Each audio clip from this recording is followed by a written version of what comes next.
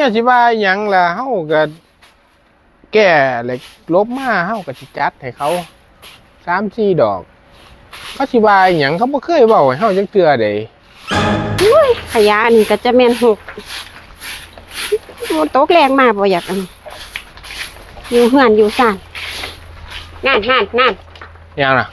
ทำมานั่นจุงกดพอบอกออกมาอีกล่ะสิไปมีตติ้งเรียนวาวน้ำหมู่เอามาหยังนั่นเราเอามาหยังนั่น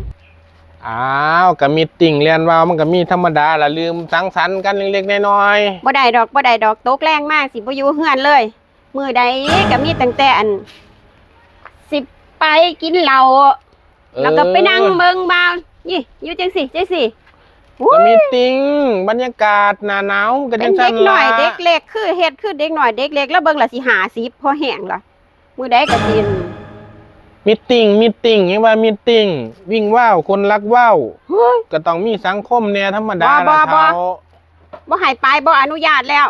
มันสิไปดูเกินไปแล้วบ่อนุญาตว้ายก็ลบมาตัวแล้วบ่ฮอดเที่ยงคืนดอกเที่ยงใดก็สร้างยังว่าบ่อนุญาตนี่หมู่โทรนำน่ะโทรนำก็บอกมันไปว่าบ่ไปฮัลโหลเพื่อนว่าจังไดกำลังสิออกไปติล่ะจ้าบ่เมียสิว่าหยังล่ะเฮาก็แก่เหล็กลบมาเฮาก็สิจัดให้เขา3-4 ดอกเขาสิว่าหยังเขาบ่เคยเว้าให้เฮาจักเทื่อเด้เมียเฮาใจดี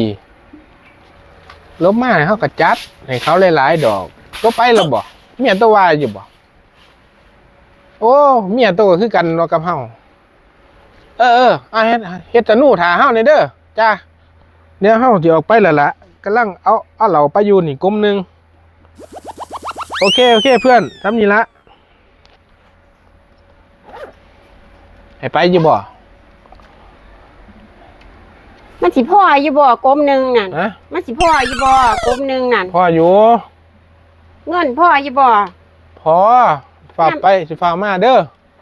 อาบน้ำถาเด้อ